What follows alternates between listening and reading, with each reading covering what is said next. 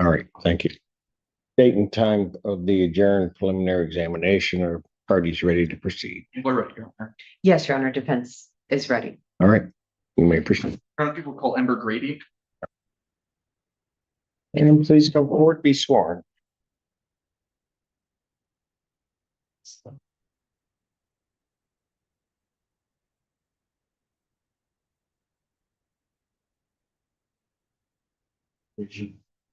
Raise your right hand. You solemnly swear to put your testimony about what the Lord business you the whole truth, but truth.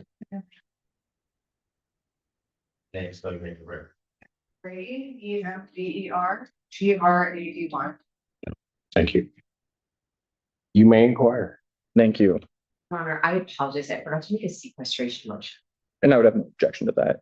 Okay, yeah, any witnesses that are going to testify hereby ordered sequestered from the courtroom and not to discuss any testimony that they may be giving. May I request an exception from my officer in charge? The officer in charge may remain in the courtroom. Thank you. Thank you. All right, go ahead. Good morning, ma'am. How are you doing? Doing just fine. Thank you for asking. Ma'am, how are you employed? Senior paramedic at Huron Valley. How long have you worked for Huron Valley? Since July 2019. Were you working in the same capacity on or about May 25th of 2025? Yes, sir. And were you specifically on shift that day? What shift were you working? Regular. What shift is that? Fine. Was 7:30. Yeah, 7:30 a.m. So you were on shift 7:30 p.m. the night before the 24th, is that correct? Yeah. All right. That should be fair. No problem. Specifically in the early morning hours of May 25th, 2025, were you ever on I-94 Adderton West 12? Why were you there? First, he wants to goes to another call in Belleville. We needed to take it for it. When you say we, who's we? My partner, What's your partner's name? Alex Shankowski. While you were en route to that call, did anything happen that caused you to stop on I-94? I guess we spotted a man who was new on the shoulder of the highway. Do you remember which way or which direction of traffic on the highway you were? Eastbound or westbound, I guess. Going eastbound. And you said that this individual was on the shoulder. Which shoulder? The right one, it's like the slow lanes. What did you do when you saw this individual? He stopped the ambulance, my partner was driving. I radioed into dispatch to let them know what we had spotted and that we wouldn't be stopping. So that they could send someone else to the call that we were already hitting on. And then. So yeah, I had radioed that, we were stopping, we asked for police to come to our scene. And my partner started to put the emergency lights on, and started to reverse the ambulance to try to get closer to the individual. You said that you stopped the ambulance. Where did you stop the ambulance? In the right lane. In the lane or off the road? In the lane. Okay. It's the lane we were traveling in. The slow lane, Yes. the right thing. Okay. What happened after you started to reverse the vehicle? He shot the individual. It started to kind of run towards us.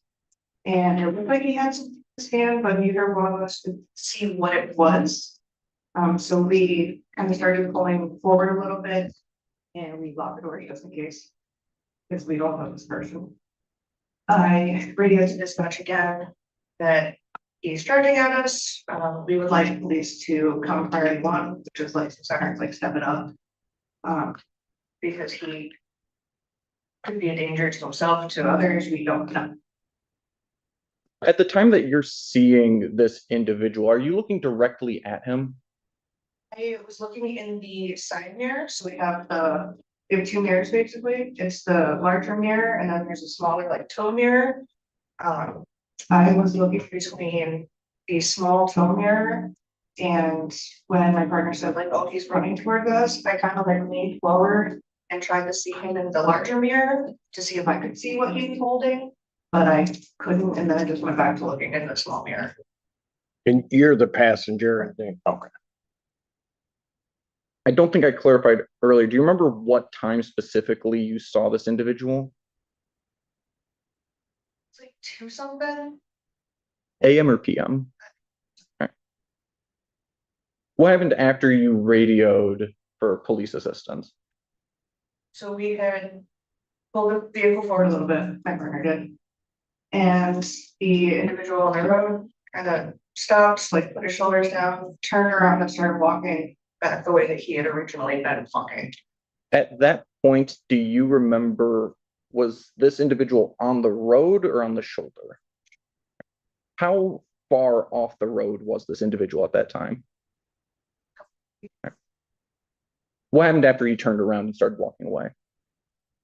I had tried to radio dispatch again, to let them know that he was walking towards like a curve in the road. And to let the know so that they don't. I did not get to complete that transmission because it was the.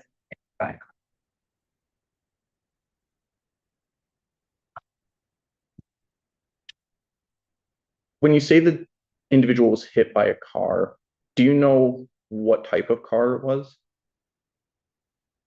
You can tell that it kind of like continued by my passenger door. I saw the headlights and a general. Can I just stop you there? Because I'm trying to get it. When you say continued past your door, that's the vehicle did? Yes, Okay, go ahead, Mr. Pickles, sir. so I saw the headlights, the general outline, I saw that it was a 4-door sedan in dark in color. With like not the LED headlights, like the older final headlights. And I saw that it was kind of going sideways, like the headlights were pointing to my door. And it struggled to regain control and then came to a stop ahead of us. I want to make sure I'm understanding correctly. You said it passed by your door, and you said you're the passenger in this vehicle, correct? When the vehicle passed you, was it on or off the roadway? It was on the shoulder. Okay. So it goes past you on the shoulder. Does it go back onto the roadway or does it stay off the road? It went back onto the roadway, as the person was trying to take. Okay. And while you were testifying, you sort of made a gesture with your hand. It's sort of like fishtailing. Is that what the vehicle was doing? Yes. Okay. Were you able to see who was driving that vehicle? No. At the time that this happened, were you able to see where on the vehicle, or let me rephrase this question.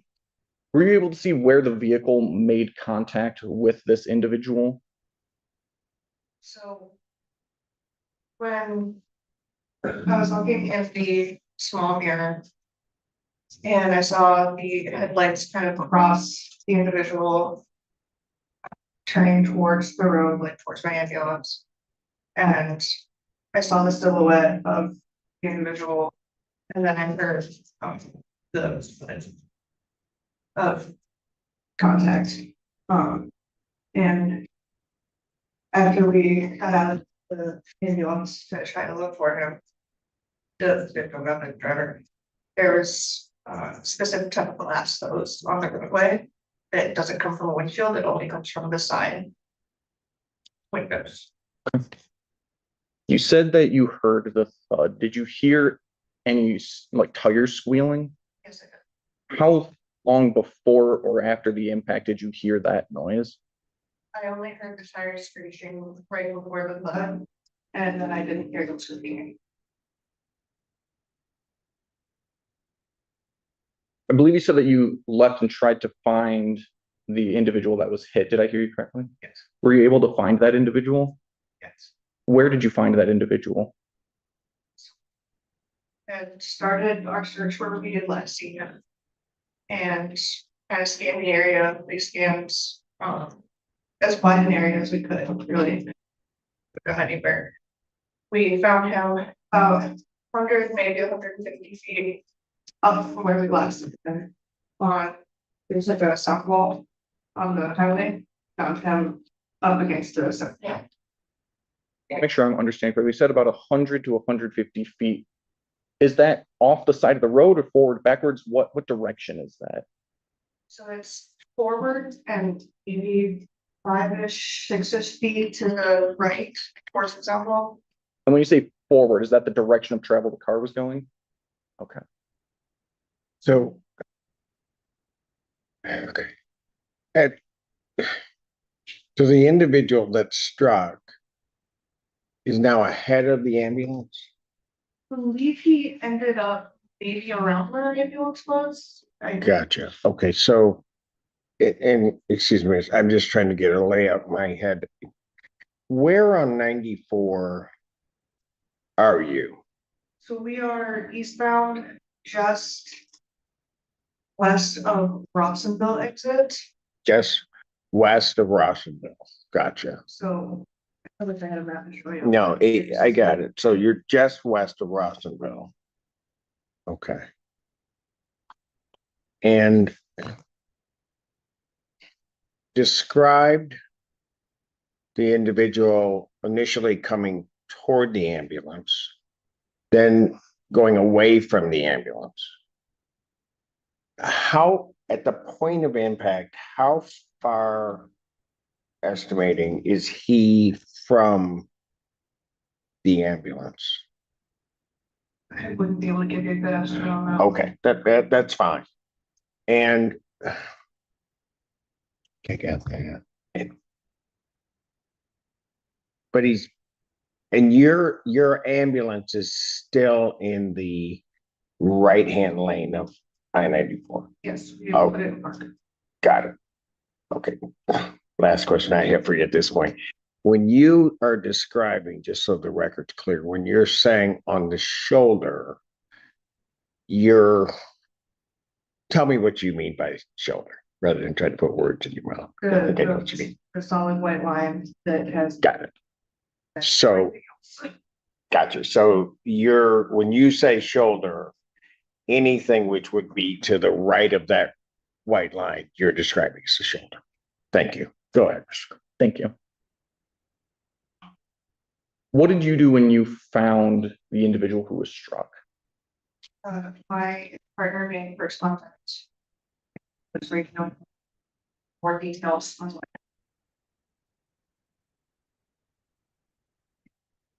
But I don't know, it was maybe like this deep, like a foot deep, and it was filled with water.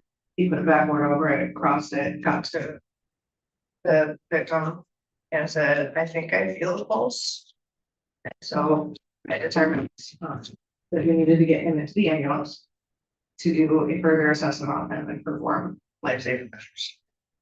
At any time that you're doing this, did any individual from the car that struck this person leave the vehicle and assist? I could not see or hear any car doors opening or anyone get out of it. How long did the car remain on scene? I don't know how long. When we found him and I looked up, the car would come. How long did you spend searching for the decedent? Less than 30 seconds. So sometime within then, that other car left.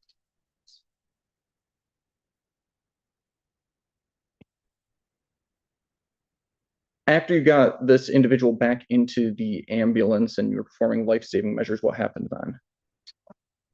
I had radio to get a supervisor. The supervisor showed up and another unit from our same company that happened to be going that direction and also stopped to give us some help. They got in and I was doing chest compressions and the way that our protocols work, if it's what we call a traumatic arrest, so no pulse, no breathing due to a traumatic cause, we have to put them on the cardiac monitor, look at their heart rhythm, and then call a doctor based on that. So that is what.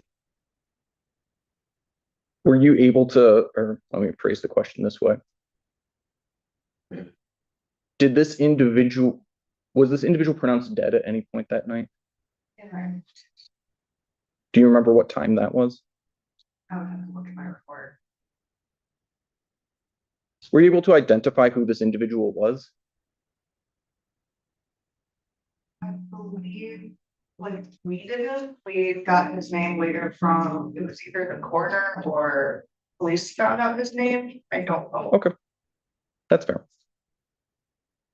And just to be clear, when this crash occurred, was this in Washtenaw County? Yes.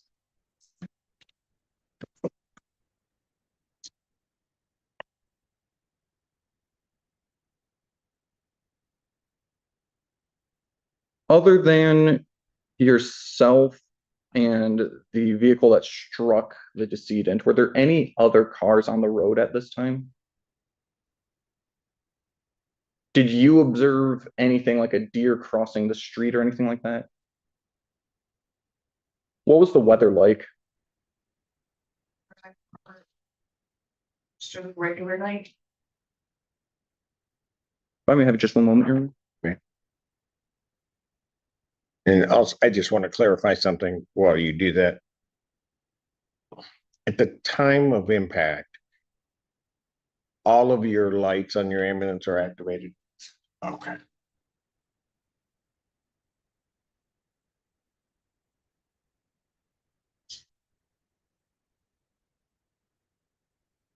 Ask the witness, Your Honor. Okay. Cross-examination.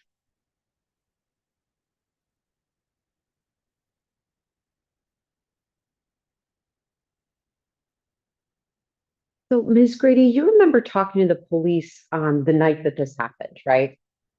I believe it was Trooper Ryan that interviewed you on the scene, right? So Okay. Sure. So, one of the police officers interviewed you on the scene that night, right?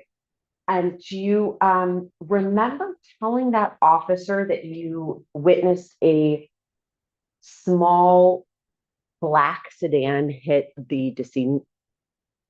I'm sorry, just for the record, we need a yes. Okay. And you gave a lot of information today, details about distances and things you remember. Do you remember if you gave those details to the officer the night that this happened? I don't believe I gave just details. Okay. Do you remember going into specifics about what you saw in terms of the man on the side of the highway the night that this happened?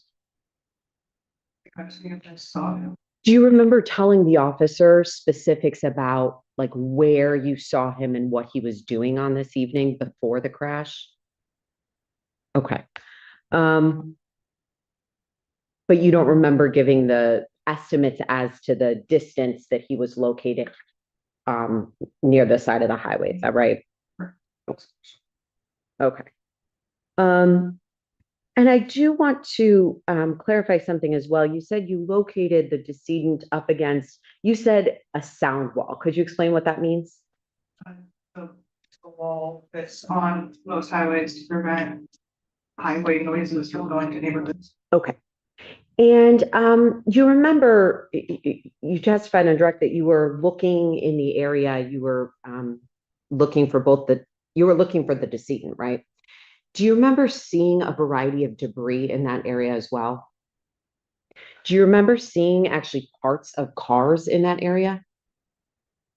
What ended up being a flood flat for the semi, there's a Volvo on it, it was broken apart. It was in the shoulder. Okay. And do you remember there was also a back panel of a car from Cadillac? Do you remember that? Okay. Do you remember there being a variety of debris in that area though? There's debris. There's garbage, right? Okay. Do you wear body worn cameras? Okay. And you don't have dash cams on your ambulance, on your vehicle, right? Okay. Do you now? Okay. You also mentioned that there was sort of a ravine that was filled with water. You'd agree with me that that creates some uneven terrain on the shoulder, right? And you testified that your partner actually put I forget what you called it, but some sort of, you said backboard. Okay. And that's so that you could walk over it safely, right?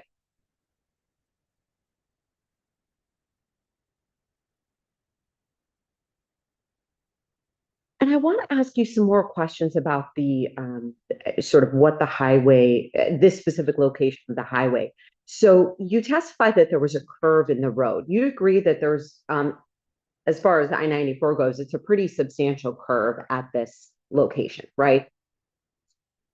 And so you testified that you heard tire screeching before you heard a thud of an impact, right? Did you see the brake lights on the car or do you not remember? The brake lights weren't facing me until it was in front of the ambulance. So no. Okay. Could you see tail lights or rear brake lights or not? Okay.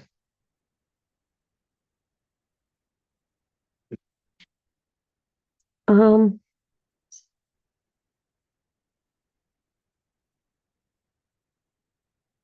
how many seconds would you say you observed the individual who was the decedent on the side of the highway before the accident?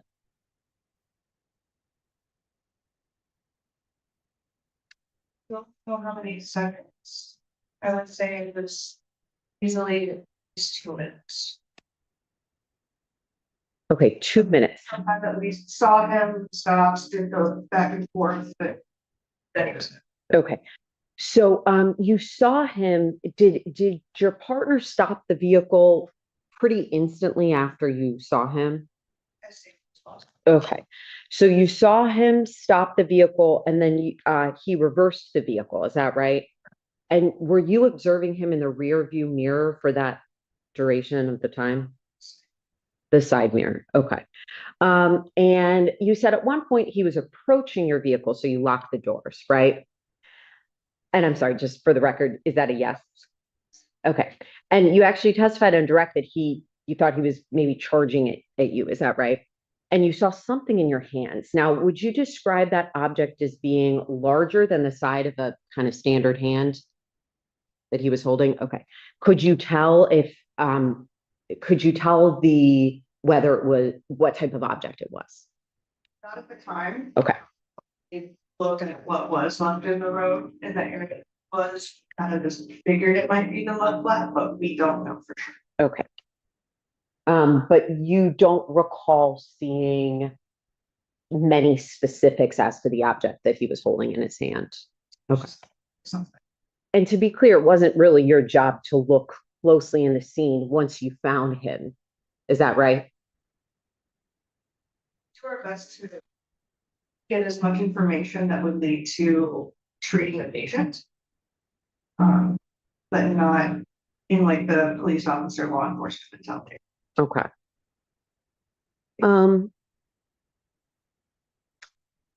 Were you aware of any prior calls made regarding that individual before you stopped? Okay. When you talked with, was it you that talked with the dispatch?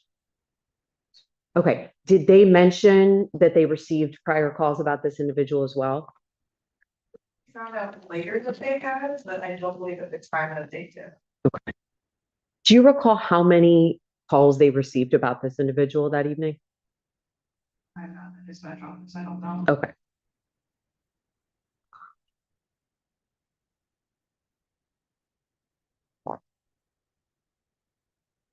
So do you recall how long it took police to arrive on the scene once you made that request? I wouldn't be able to tell you a specific time, but Okay. say anecdotally, it was very quick. Okay.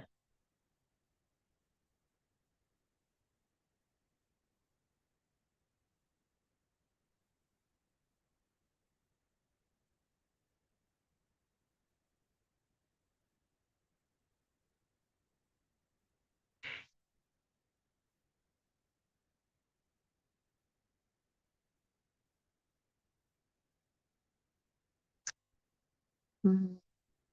So you mentioned you had a supervisor come to the scene. Is that standard protocol or what led to that decision? Things hitting the door and listening to the ambulance. I thought that something hit our vehicle, it turns out it was just ground and stuff with the shoulder. There wasn't any actual damage. Okay. At one point, did you think that the vehicle that had hit the decedent also hit your ambulance? I didn't think that the vehicle itself did. I thought that maybe something had come off the vehicle and hit our ambulance. Okay. Is it fair to say that in the moment that you were talking to the police the night this happened, there was a lot going on, right? And your primary focus was tending to the patient, right?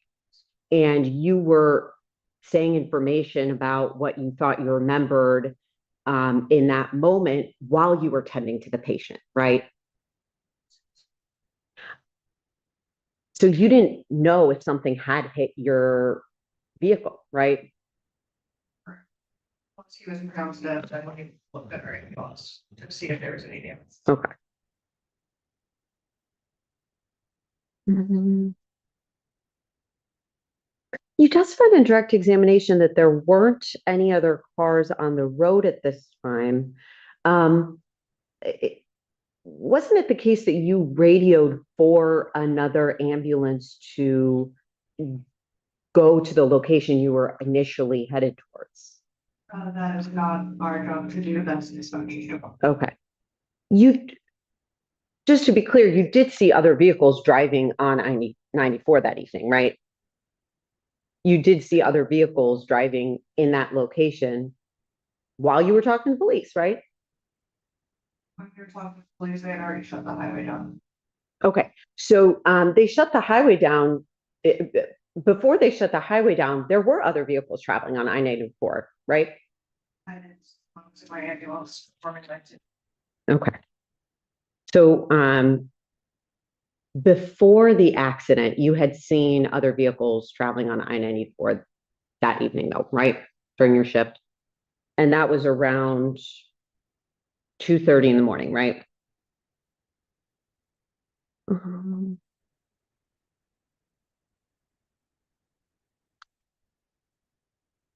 Now, I want to talk to you about some more about the investigation in this case. So you talked with the police the night of. Did you ever have any follow-up interviews with any police officers? Yeah, is that right? Yes. So the last court date that we got. Okay. And then who did you speak with the last court date? Prosecutor. Sorry. Just the prosecutor. Okay. So did the police officer do a subsequent interview with you at all at the last court date? Okay. So it was just that evening, as far as you can remember, that you gave your statement to police, right? And just to be clear, you couldn't see, it was obviously very dark outside, right?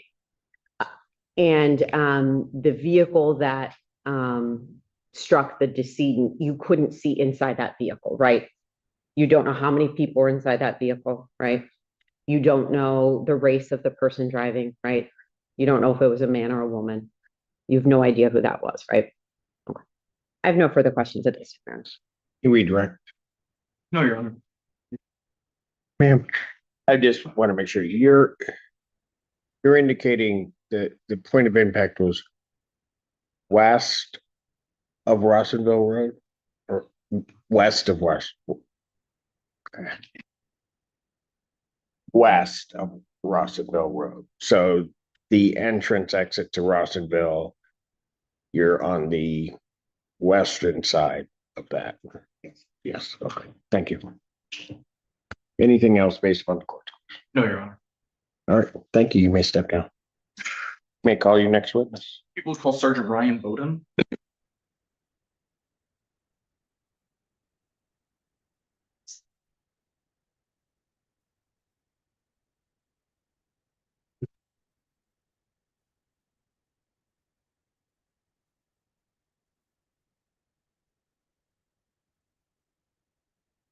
Apologize, I believe he may have just stepped into the restoration. All right, that's fine. There it is.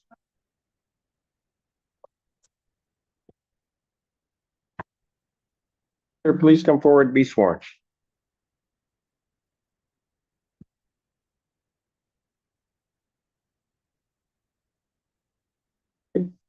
Please right hand. Do you solemnly swear affirm the testimony about to give us the truth, the whole truth, and nothing but the truth, so help you God? I do.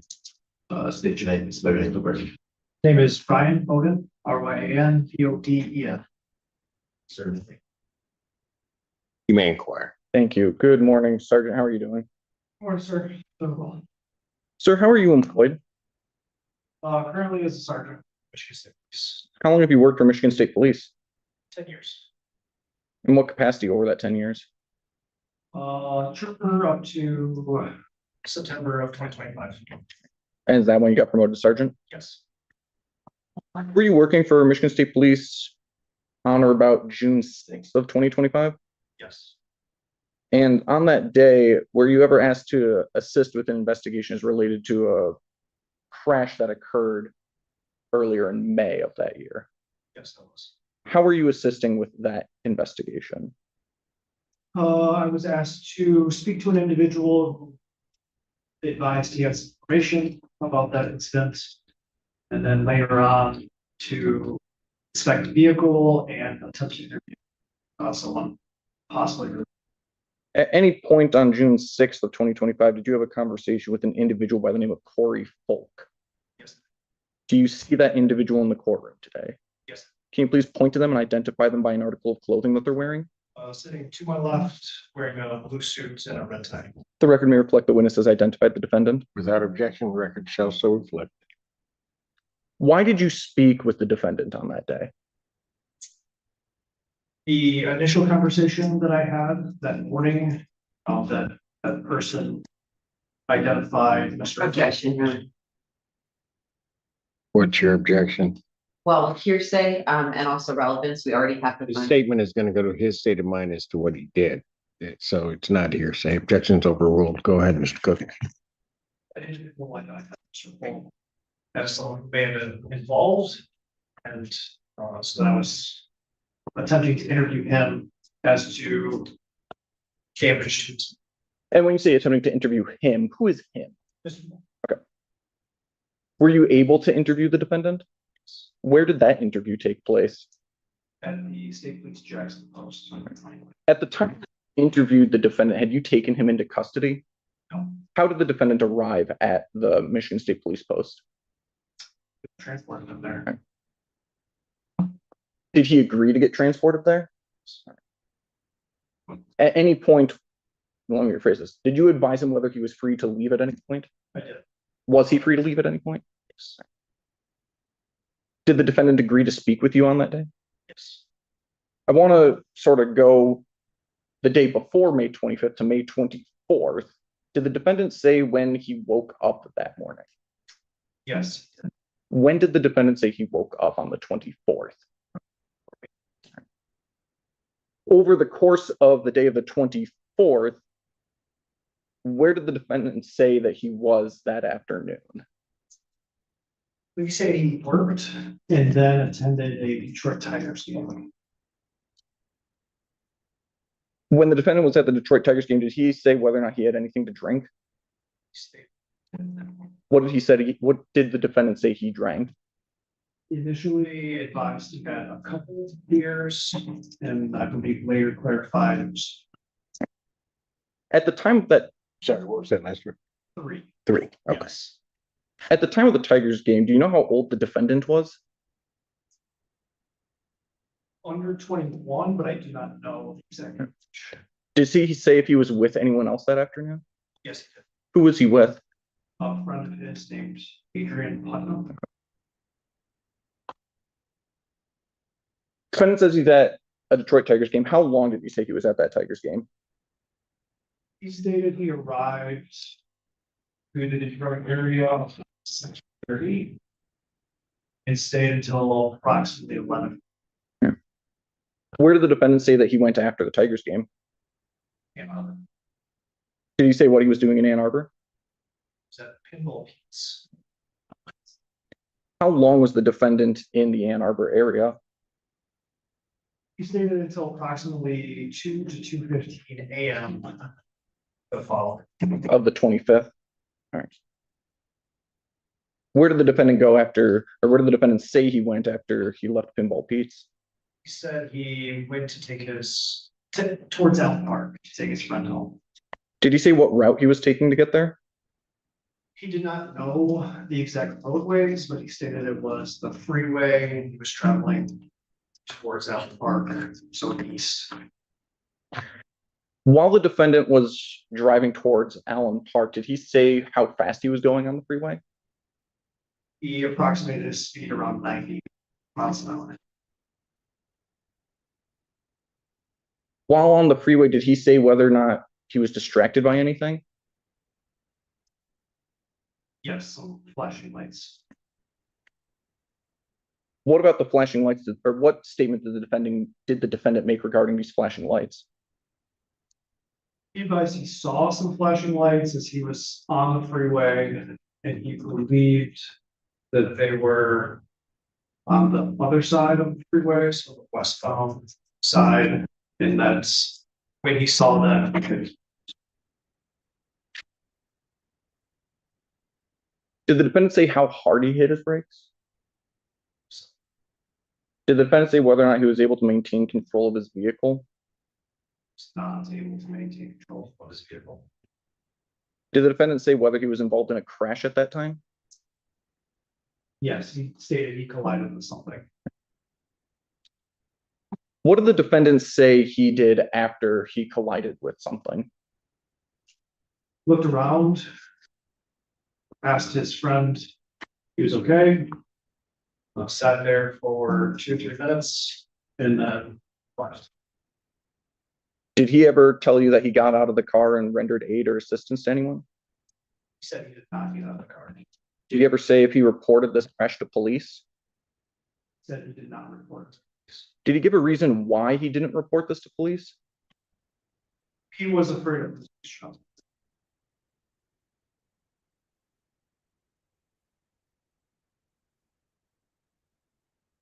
Did he say where he worked? I'm sorry. Yes, it was in Jackson. I can't recall the name of Got the it. company, but he was afraid a driving charge would cause him to lose that job. A drunk driving charge. Thank you. Go ahead.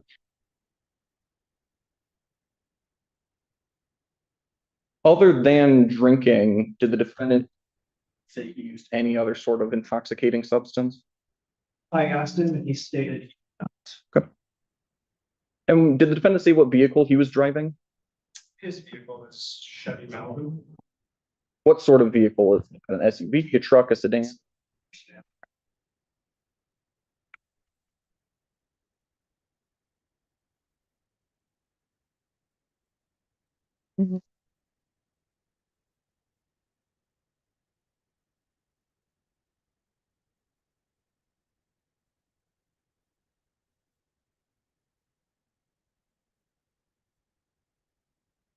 Did the defendant say whether he was using his phone at the time of the crash? He said he may have done. Did you ever personally see the defendant's vehicle? Yes, When you observed the vehicle, was there any damage on it? yes. What sort of damage was on the vehicle? Dent, I guess best described as a dent on the rear quarter panel, Which side?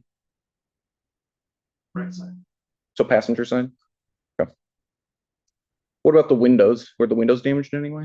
There was a, Which window was broken? I do not recall.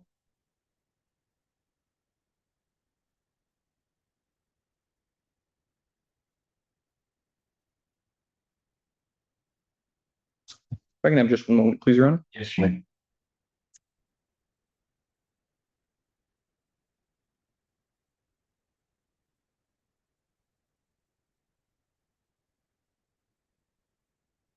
Ask the witness. Cross-examination.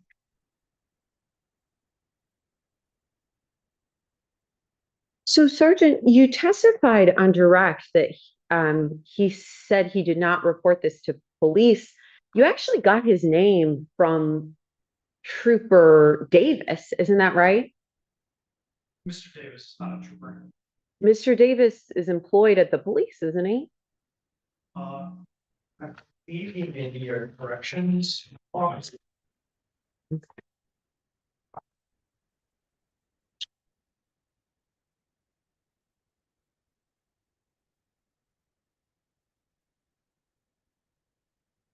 Brief moment, Your Honor. Yes.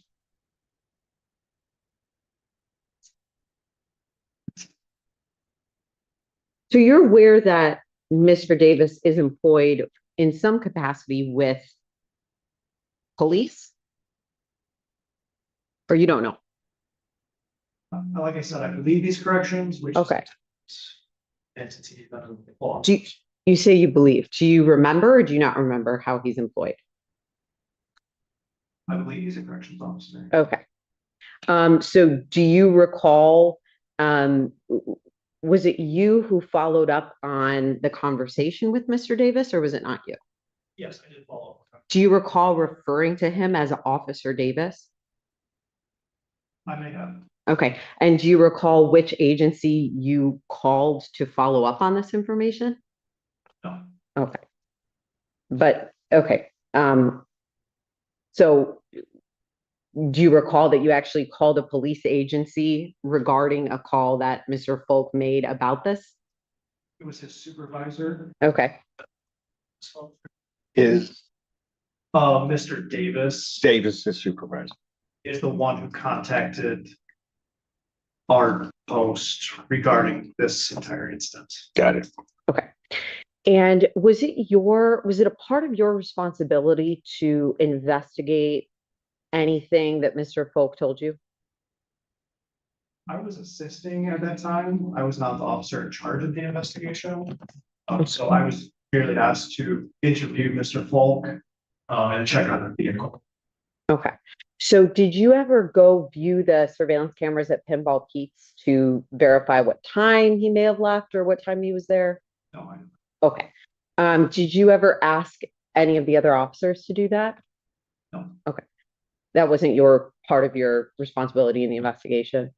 Okay. Did you ever view or request to view any surveillance from Detroit, from the Tigers game regarding, okay.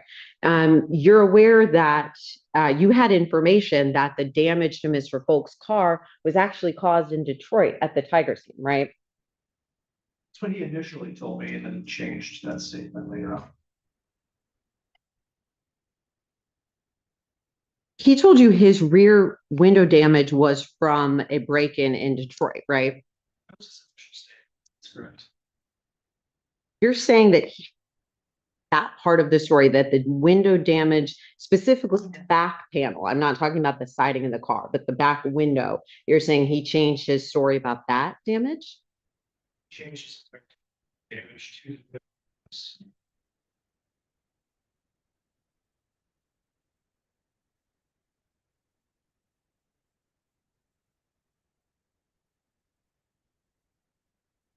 He told you that he had a witness who would verify that his car was actually broken into in Detroit, right? Yeah, that was part of his initial statement.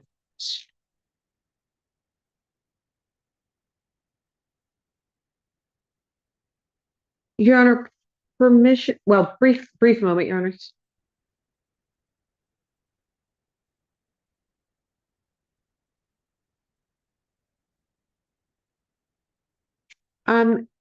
Sergeant Ryan, you would, or Sergeant Bowden, excuse me, you would recognize a copy of the written report you made about this, right? Permission to approach the witness? Okay. May I approach physically? Right. Okay.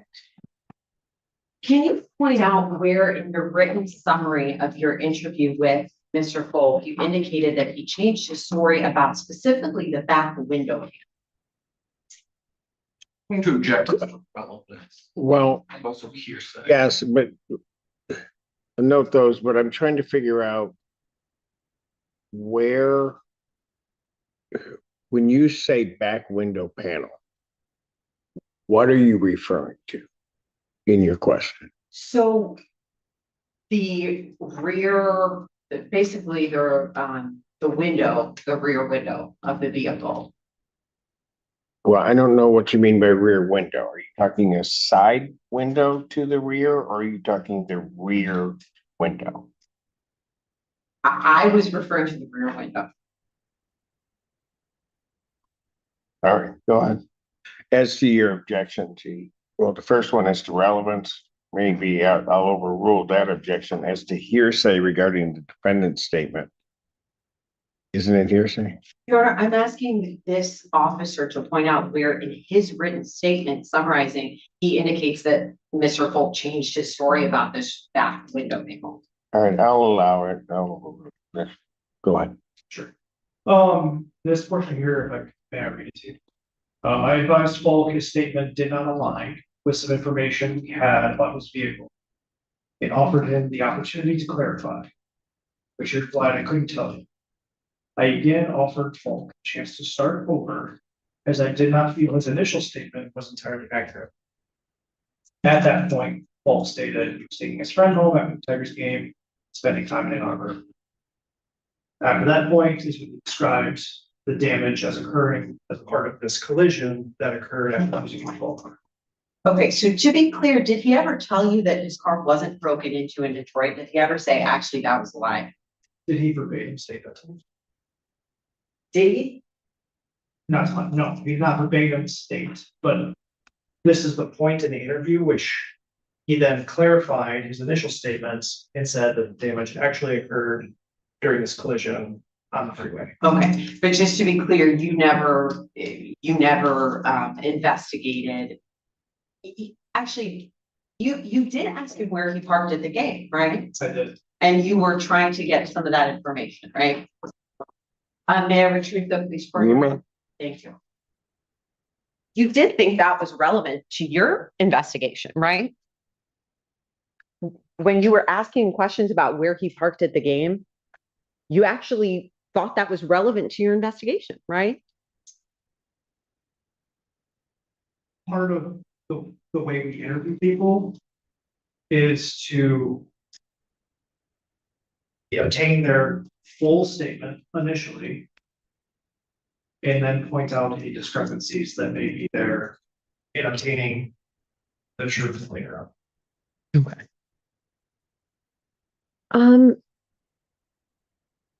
You started the interview by saying he wasn't in custody. Is that right? Told him he was free to leave at any time. Okay. You did not read him his Miranda rights, correct? You did not have him sign a waiver of his rights, right? You did not tell him he had the right to an attorney. And you physically drove him to the police station, correct? And he told you he thought he had to go with you, right? Yeah, we had a conversation. Okay. And there was you, and then there was another police officer who was in the interview room with Mr. Folk. Is that right? And both of you were wearing your uniforms, right? And you had your weapons on you, right? And you were sitting on either side of him, right? Yes. And he was not sitting immediately. He was sort of sitting in the corner of the room, right? Yes. He was not sitting right next to a door, right? And you told him that you've been doing this a while and you felt like he had a moral compass, right? And in fact, told him that it didn't seem like he should go to jail, right? I don't know that I see that. You told him he didn't seem like a bad guy, right? Yes. And you don't remember saying doesn't seem like he'll go to jail. Okay. Okay. And he asked you if he needed a lawyer. You remember that? Sure. I believe we were talking about going to jail that day after the interview. I see. Okay.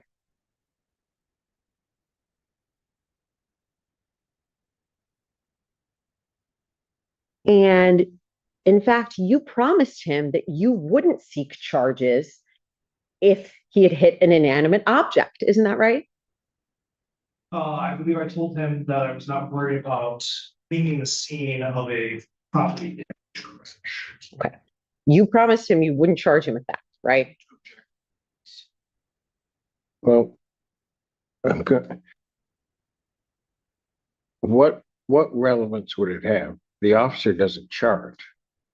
That's correct. But if the people are intending to use my client's statements as substantive evidence against him, his confession, which I believe they are, as that was the entire direct examination, then anything that has a bearing as to the credibility of his statements, including any promises that were made or implied by this officer in order to obtain those statements, Would do what? could impact the credibility of those statements and therefore the evidence.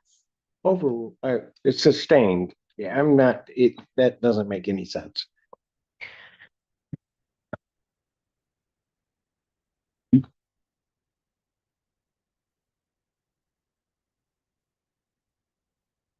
Did you ever follow up with the witness he told you would verify what he was saying, Adrian Putnam? No, I, Okay. Do you know whose responsibility that would be, which officer? normally it would be the officer in charge of the investigation. In this case, one of our detectives was assisting, so maybe him as well. Okay.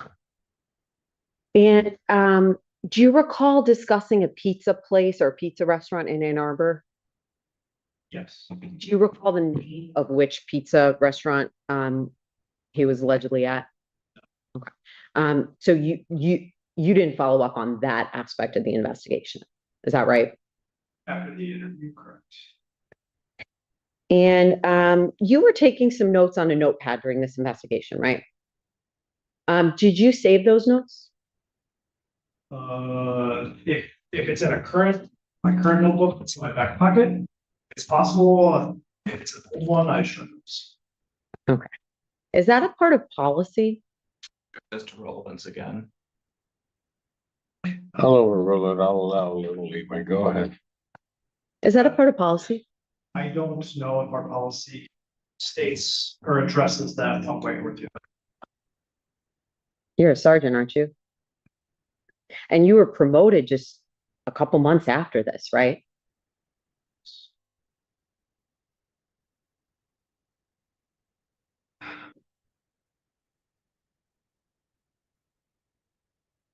Did you ever listen to any of the 911 calls on this evening? No. Did you ever obtain any police reports relating to this investigation?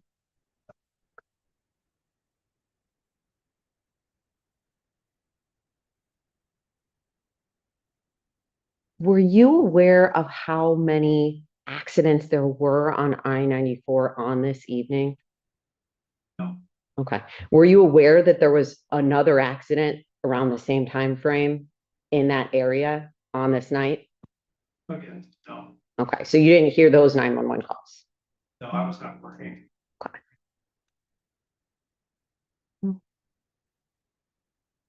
And you never investigated the scene of this accident, right?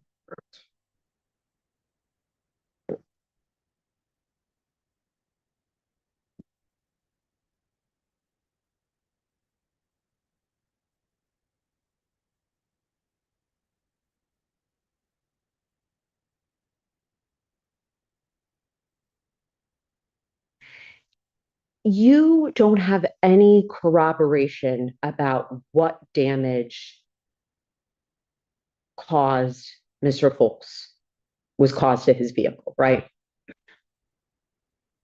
None other than his statement. Okay. I have no further questions, Your Honor. For point of clarification, the record is clear. There was an initial statement regarding damage to the vehicle that the defendant gave that it occurred in Detroit. That's correct, Your Honor. Subsequent to that, after additional questioning, he changed that to the damage having occurred on I-94. That's correct. Yeah.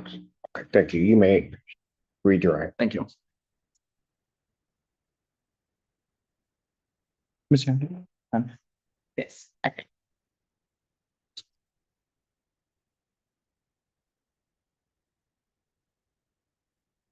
When you interviewed the defendant, I believe you testified on cross-examination that at some point you made a statement that he thought he had to go with you. Do you remember that testimony?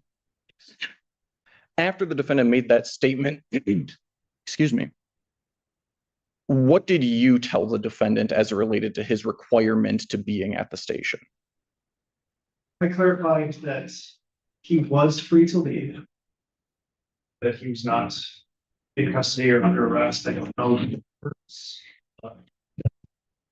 That he was free to leave at any time, and he could end the conversation, the interview, and Did you ever handcuff the defendant?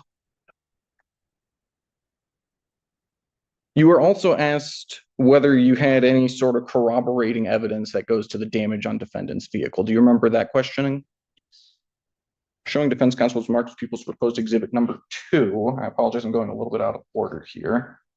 May I approach the witness? Wait. Said exhibit two. Have you recognized this document? yeah, it's a state police laboratory report.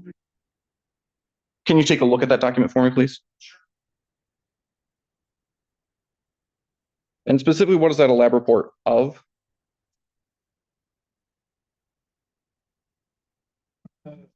Appears to be from this case, and it is testing some swabs that were taken from the vehicle. And as well as In your review of that report, is that report a fair and accurate representation of a report or the report that was received on this case? yes. And people move to admit was Mark's People's proposed exhibit number 2 into evidence. Any objection or voir dire? Yes, Your Honor, permission of voir dire. Go ahead. So Sergeant, you have no certification in forensic science, right? It's broad. Elaborate between us. Do you have any certification in forensic science? Well, that's broad. It- So you're gonna, yes, it is. So you're gonna have to restructure that question because that is so wide open. Okay, I was just Direct question. sure. Sergeant, you are not a forensic scientist, is that right? And you are not specifically trained in analyzing DNA, right? In my rules for this department.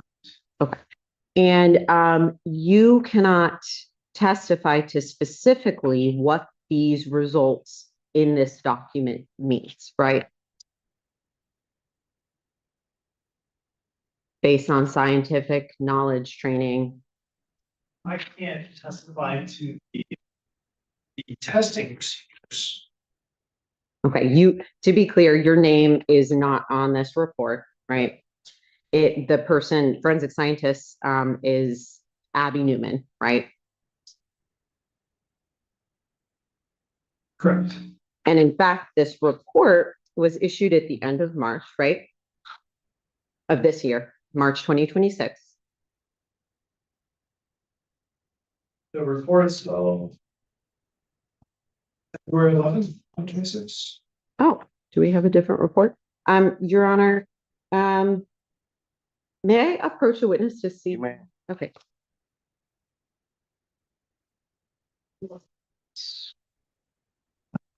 Can you look to the bottom of that page you're looking at? It says report issued March 26, 2026. Isn't that right? And I can point if that's easier. Oh, I see. Right. You see where I'm looking? Yes, that's correct. Okay. And so your role in the investigation had actually concluded by March 26, 2026. Isn't that right? Correct. My role in the investigation was inspection of the vehicle and interview of Mr. Moore.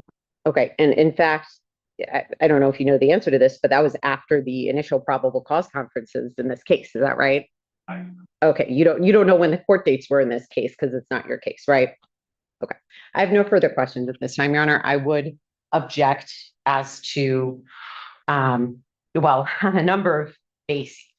First of all, I don't think this is the appropriate witness from which to seek to admit this report. His role in the investigation had concluded by then. His name is nowhere in here. He didn't testify as to any specific knowledge or experience or involved in this. So I would object, on that basis.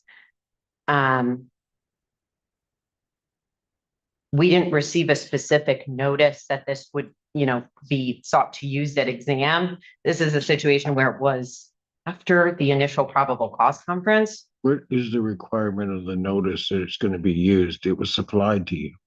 It was supplied to us, Your Honor. So what requires the prosecutor to give you notice that it may be used when it's supplied to you? Well, Your Honor, I would argue, given the, Is there a specific statutory or court rule requirement that there would have to be the notice? not that I'm aware of, Your Honor. All right, go ahead. The people did provide a witness list for the examination today. This is obviously a very, very complicated case and a very specific type of knowledge in order to make the conclusions that are made in this report about DNA analysis. It is possible that we would have sought to have the expert analyze this. However, there has been a PCC in this case. This case has traveled through. This case was set for exam previously. It was adjourned at your request to today's date. And now you're telling me that you haven't done something and may not be ready. Is that what I'm hearing? well, Your Honor, I would stand by my objection, Your Honor. You're not going to answer my question. Sure. So a couple weeks is not enough time to obtain an expert. It's not even enough time to, and so a couple weeks it would not have been enough. This was Didn't just have it for 2 weeks though. so this report was made March 26, 2026. My notes indicate the probable cause conference in this. Are you asking them to bring in the author of the report? Yes, On what grounds? to cross-examination in order to ask specifics as to how this was conducted, the testing procedures, the results in terms of 560 septillion times, 8.1 sextillion times, the differences between those two numbers. That would be. The defense sought to obtain that test or that information from the author of the report.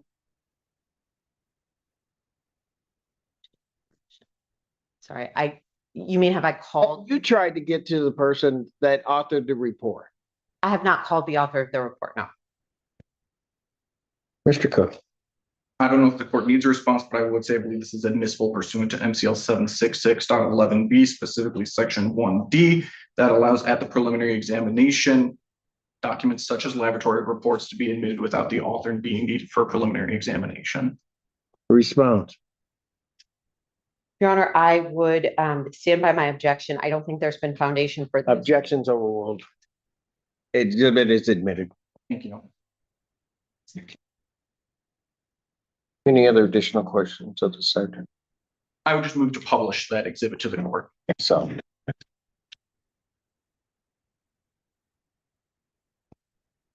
Either way, you just try to save steps. You need them. So, okay. Go ahead. Any other additional questions?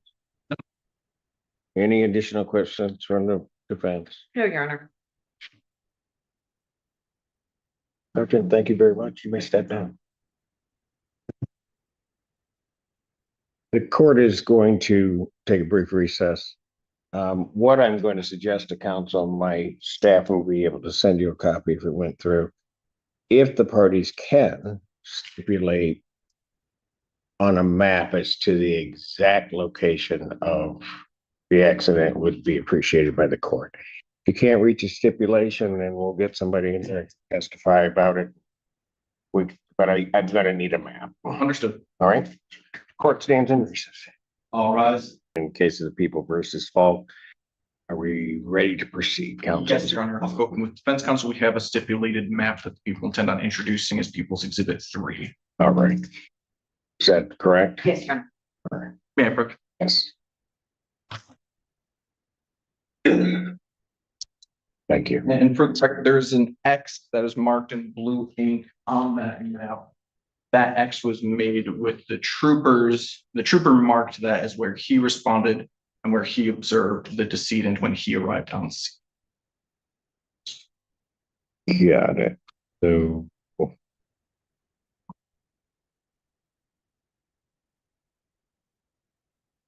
Okay. So I'm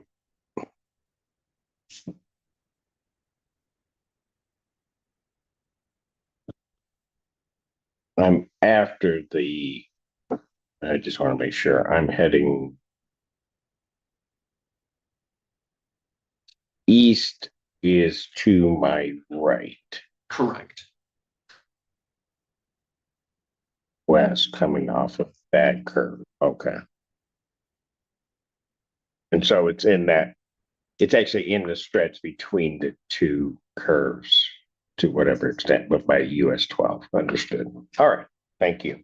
All right. Call your next witness. People would call Trooper Douglas Ryan.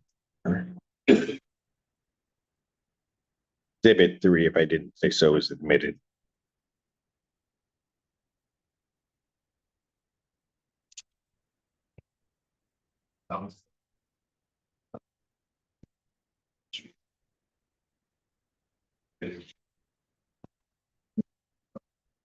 Douglas Ryan, Bouryasan. All right. Thank you. You may be seated there. And you may inquire. Thank you. Good morning, Trooper. How are you doing? Doing well, thank you for asking. Trooper, how are you employed? State Sheriff, Michigan State Police, How long have you worked for Michigan State Police? 6.5 years. And has your duties been consistent over that 6.5 years? Yes, I have. Were you working on or about the early hours of May 25th of 2025? At any point did you go to eastbound I-94 reference a motor vehicle crash? Yes, I did. What time about was that? About 2:28 morning. When you arrived on the scene, who all was there? When I arrived on scene, there was a Huron Valley ambulance rig and 2 EMTs, as well as a Washington County Sheriff's Patrol car with 2 deputies. What did you do when you arrived on scene? When I arrived on scene, I parked my patrol car on the right shoulder behind the where the sheriff's patrol car and the ambulance were parked. And I got out of my car and saw a man that was lying in foliage off the right side of the freeway. There were 2 EMTs who were walking up to that man. So I walked up to assist as well. How far, you said in the foliage, how far from the road was this man? He was about 10 yards laterally off right side of the freeway. So the nearest paved part of the freeway is about 10 yards away from him. Do you know how far it is from the last paved part of the freeway to the white fog line? It's about 10 feet or so, almost the shoulder. Okay.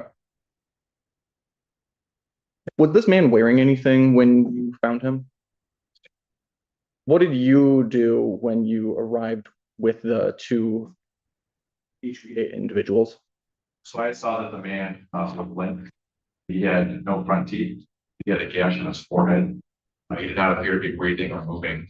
So at that point, we decided that we had to administer first aid. So the paramedics or the EMTs brought a stretcher to the man, and I assisted in loading the man onto the stretcher so we could transport him to the ambulance on foot and then put him back in the ambulance. Were you able to identify who this individual was? Yes, Who was it? And when I say this individual, I mean the man that you were transporting. it was Sean Mullen. How were you able to identify him? His Secretary of State photo. Do you know if an autopsy was ever done for Mr. Mullen? Yes, there was. Did you receive a report as to the findings of that autopsy? I did. Showing defense counsel to Mark Steeple's proposed exhibit 1. May I approach the witness? Man. Sir, I'm handing you a document that's Mark Steeple's proposed exhibit 1. Do you recognize that document? I do. What is it? It's the Michigan Medicine autopsy report for Mr. Mullen. And prior to today, had you seen this report? Is this a fair and accurate copy of the report that you received as relates to the autopsy performed in this case?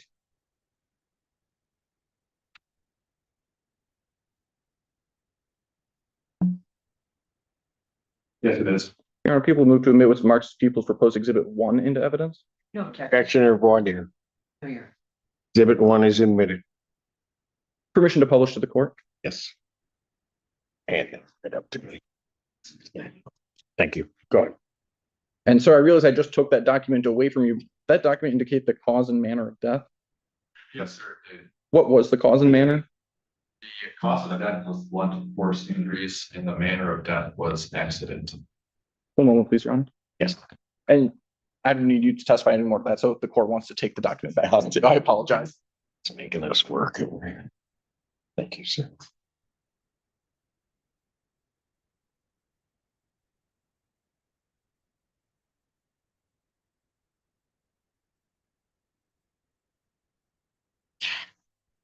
That's the witness. Cross-examination. Yes, Your Honor. So, I want to start at the beginning. Oh, here's this. I want to start at the beginning of this evening.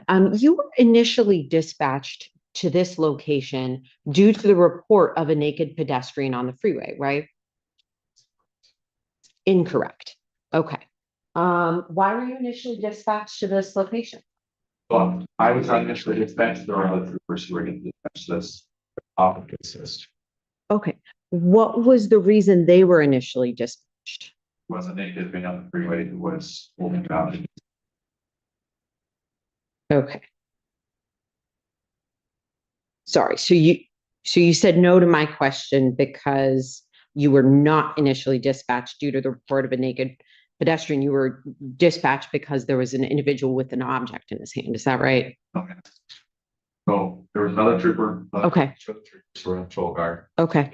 Once a dispatch sent to the call, myself and Trooper Headley, and we offered to assist them in looking for this man. So we dispatched not send us to the call. We offered to volunteer to assist with the call. Okay, Your Honor, permission to approach the trooper with his report? Yes.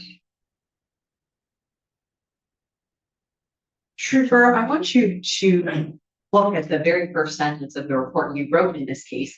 It actually says on the below listed date and time, Trooper Heatherly and I were dispatched to the below listed venue for a naked pedestrian on freeway. I read that correctly, didn't I? Yes, ma'am. Thank you. And you actually received multiple 911 calls about this pedestrian, isn't that right? And it was while you were en route to that location that you received an update that the pedestrian of interest was struck by a car, right? You did not. So at what point did you receive that update? From the city. Talk to the paramedics. Okay, so just to be clear, it's your testimony today that you did not receive that update while you were en route. Correct. Okay, may I approach, Your Honor? Man. What's the relevance of this? Your Honor, this is the credibility. He's the officer in charge of this investigation. And so let's assume for the sake of argument that he received that information in route. Why is that relevant? Your Honor, his answers to my question as to whether they, Why is it relevant to me? Your Honor, the defense in this case and my argument as to bind over is going to be proximate cause. So it matters very much the timing of when the pedestrian was struck as well as what was going on before the accident. But what, in answer to your question, what relevance is it going to be for me, even as to that issue? So it makes a difference whether he was there when the accident happened or whether he Not claiming to be there at the time the accident happened. So he's the officer who's in charge of this investigation, and he testified just now that he was not en route when he received any update. So I'm trying to figure out, again, just the timing of the series of events, what updates he received, what his investigation consisted of. In what way does that relate to proximate cause? First So of where this trooper may have been. How does that, help me to understand how you even get there. Okay, so first of all, it is foundational, right? His investigation, I would argue, is very important to this case. So I'm asking details about the information he had at the time and also the information he has now. His testimony, So how does it relate to proximate cause? it is foundational to the investigation.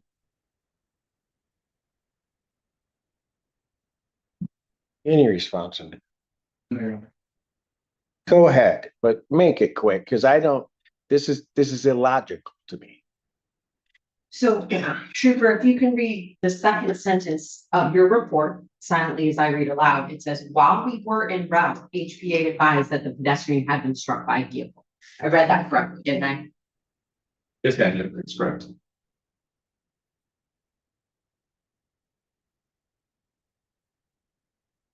Do you remember how many 911 calls there were about that pedestrian? Okay. Did you listen to all of them? Okay. Did you ever obtain any of them?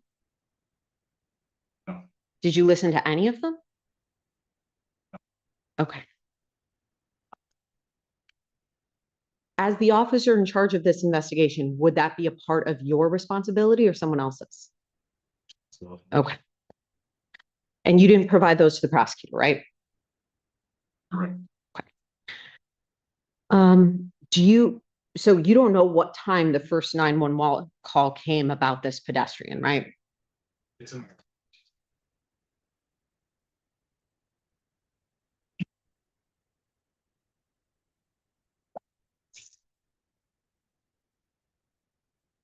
Would it refresh your memory to review a copy of your report? yes. Okay. May I approach, Your Honor? So you can take a minute and look at your report. And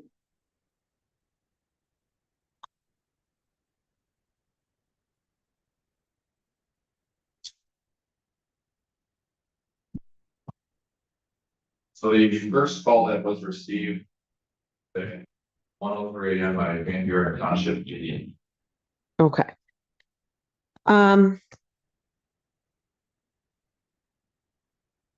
1:30 a.m. You said, I'm sorry, you said 1:03? 1:03 a.m. Okay. Do you know what time the last call, 911 call was received? 2:28 a.m. Okay. All right. And once you began investigating, oh, may I approach to retrieve the police report? Right. Thank you.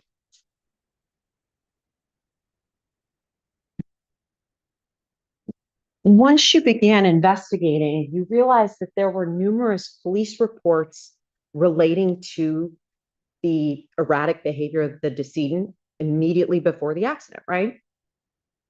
Police reports. So you learned there was a police report from just hours before from Westland regarding suspicious circumstance of the decedent, right? Later. Okay. So later in your investigation, that's something you learned? Okay. Did you ever get a copy of that report? Okay.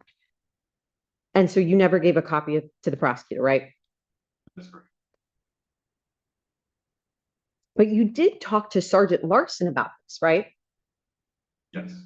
And you learned again of the erratic behavior of the decedent from May 24th, 2025, right? Check 20 years. Response? This is foundational to his investigation. No, it's not. It's still hearsay. I'm asking him about. Objection is sustained.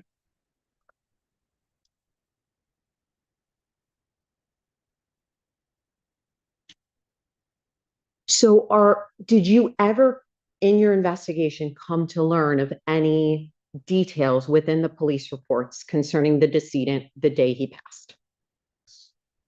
Okay, so you did learn of those details during your investigation, but that was not by reading the police reports. Is that right? That is correct. Okay, that was just by having a conversation with a couple other officers? Yes. Okay. And about a month before this incident, there were other police reports concerning mental health issues, right? Objection. Relevant.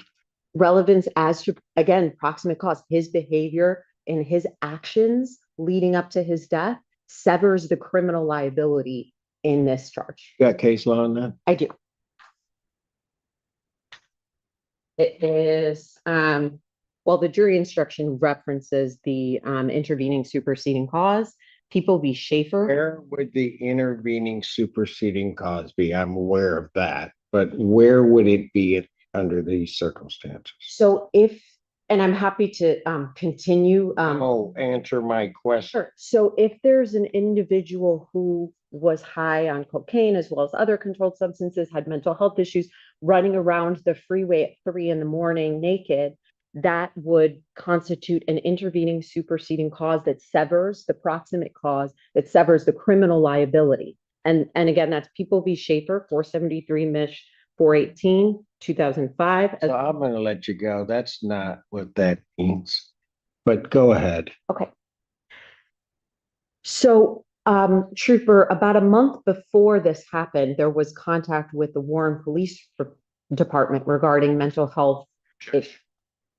What is the relevance of something a month before? How does that become the superseding or intervening cause? Well, I have two. Just proffer it to me, Ken. Okay.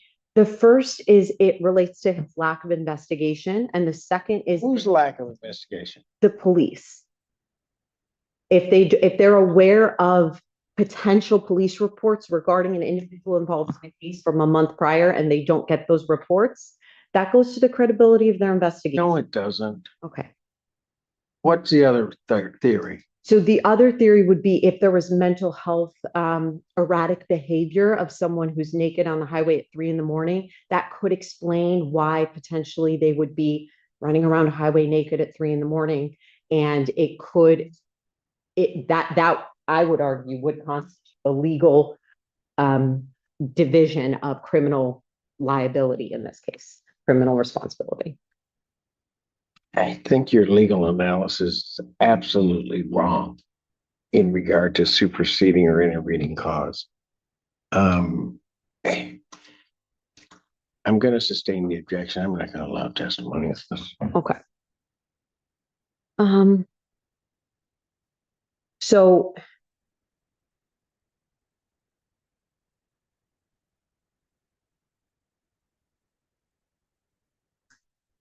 I'm not sure whether I can ask the next question, but I'll ask it and wait for the court's ruling. Did you learn of whether the decedent had any ongoing legal issues relating to his mental health?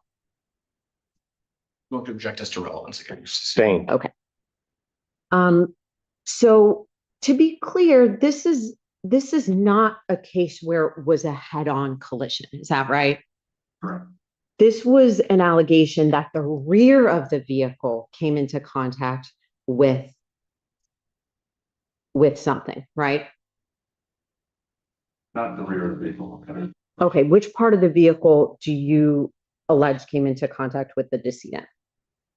The right side toward it. Right. Okay, so just to be clear, you're saying it was not the back of the car, it was the right side of the car. Okay. But again, that's not the front, right?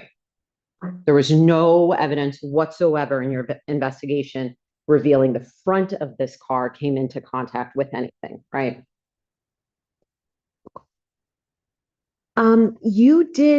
You were in charge of investigating the area the decedent was located in, right? Yes. And you found a variety of auto parts, car parts in the foliage where he was located, right? Yes. And in fact, one part had a VIN number stamped onto it, right? Okay. You don't remember if any of the vehicle parts found near the decedent had any VIN numbers on them? Okay.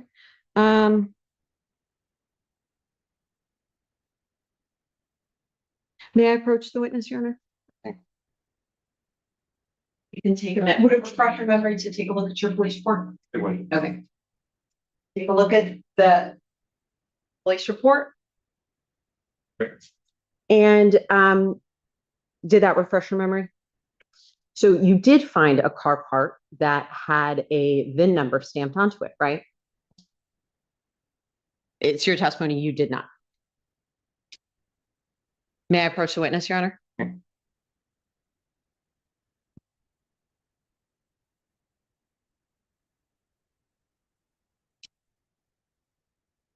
Did your partner find a car part that had a VIN number stamped onto it in the area? No, Okay, so just to be clear, that if I was to say a black auto part was found with a VIN number stamped onto it, you're saying that's not correct?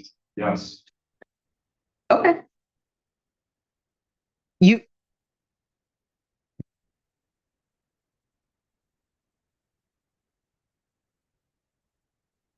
May I approach the witness again? Right. Officer, what did you mean when you wrote this then? By the way, he's a trooper, not necessarily an officer, so you'll address him correctly. Go ahead. Just for clarification, so I can follow along, what page of the report are we on right now? Oh, sure. It's page 2, the first paragraph, Thank you. towards the end.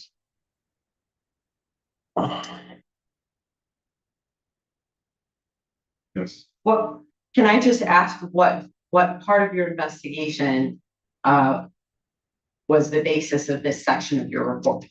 So the number I believe you're referencing is not a big, What number is it? the number right there, Yes. some identifying number, unique characters. Do you know what number that is? No, Okay, did you ever ask anybody? not good research, internet, Do you remember what your research showed? that it belonged to a specific make and model of car. Okay, and you found that it belonged to a specific Cadillac, right? From 2006 to 2009, right? Yes. To your knowledge, Mr. Folk has never driven a Cadillac, right? Objection, speculation. Sustained. Okay. Was there ever any part of your investigation that connected Mr. Folk to a Cadillac? Okay. You also found other debris in the area, is that right? And in We fact, go through every piece of debris that may be found on I-94. no, Your Honor, I'll move on. Thank you. You also found that there was a ravine located near the decedent, is that right? Yes, Okay. And you'd agree that that created some uneven terrain, right? yes, And just a couple more questions about this issue. You didn't photograph all of the debris that you found on scene, right? And you didn't log them into evidence, right? Do you recall getting any calls about other accidents during the same time frame? Okay. In fact, there were a couple other accidents involving injuries, right? Okay, but you recall getting calls generally? And when you were driving on I-94, you saw there were other vehicles driving there as well, right? yes.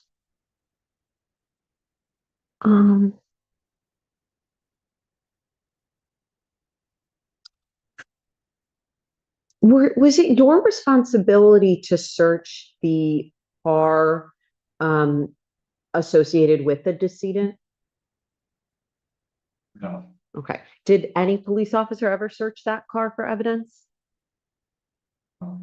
Okay. Which officer do you think would, or is there any police officer that would know whether the decedent's car was ever investigated?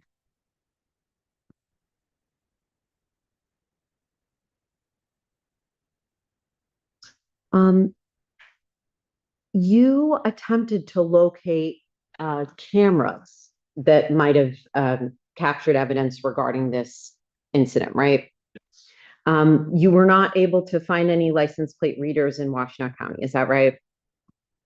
And you didn't find any flock cameras in Washtenaw County, right?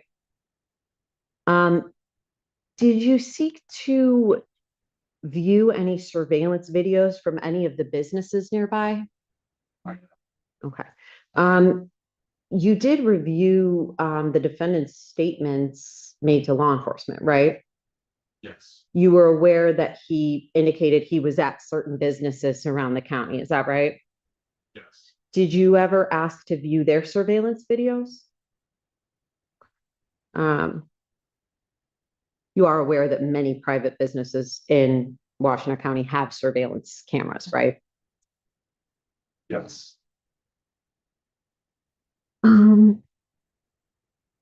So I want to ask about the crash reconstruction investigation. You did have a crash reconstruction expert analyze this case, is that right? Yes, And you're aware, uh, probably you were aware that the Bosch crash data was obtained, is that right? yes, And you reviewed their investigation, right? And they did ACM imaging, right? Okay. You're aware that no speed determination was able to be made, is that right? I know. Okay, you don't remember if there was any determination that was able to be made as to the speed of the vehicle? Okay. And I know that people admitted a map of the incident of the accident, but your investigation, the crash reconstruction expert indicated that there's no way to determine exactly where the decedent was struck. Is that right? Same.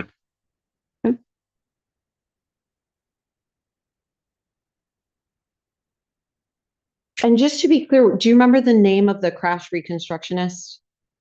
Okay, what was their name? Yeah, Okay. And did you oversee his investigation? Okay. Who did, if anybody?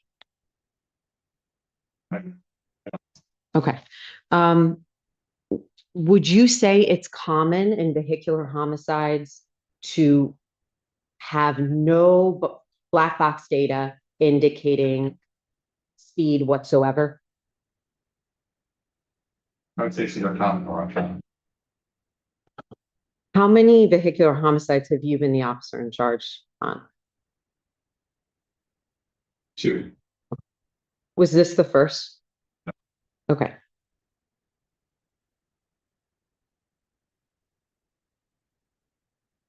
Did you review the black box data in the prior one?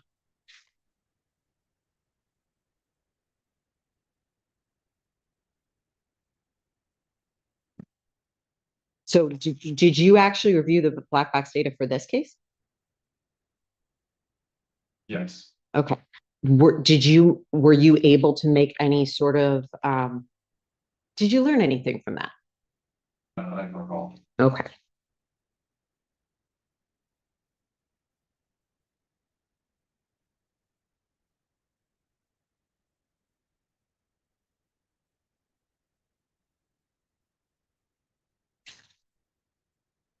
And I know you were here in the courtroom when Sergeant Bowden was testifying about his interview with Mr. Folk. Were you the officer, or I'm sorry, the trooper that requested he interview him? No, Okay.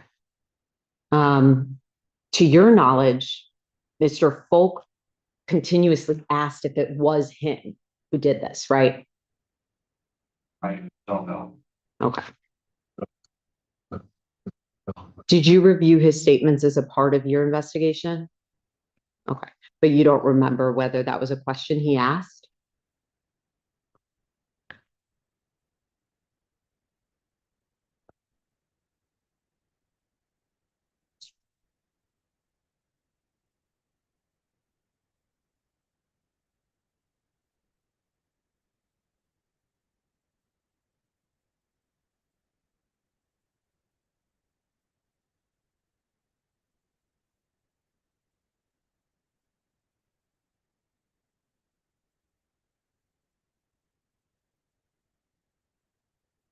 Brief indulgence, Your Honor. Yes.